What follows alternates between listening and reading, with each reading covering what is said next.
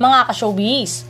Malapit na ang pelikulang muling bubuo sa karir ng aktor na si Enrique Hill na pinamagatang I Am Not Big Bird matapos ang 4 na taong hiatus sa entertainment industry. Kasama ng aktor ang kanyang manager na si Randall Rufino noon sa Thailand upang kunan ng mga eksena ng pelikula.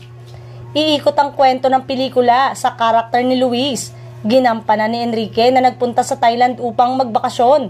Ngunit napagkamalang isang sikat na porn star na Big Bird. Ang I Am Not Big Bird ay sinulat ni Lilith Reyes at Joma Laboyen at sa direksyon ni Victor Villanueva.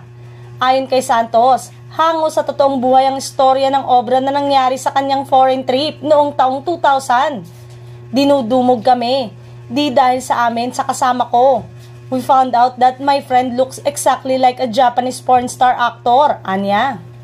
Makakasama ng aktor sina Pepe Herrera, Red Oliero at Nico Natividad at yon na ididirect ni Victor Villanueva na nasa likod din ng I Want TFC series na Beach Bros.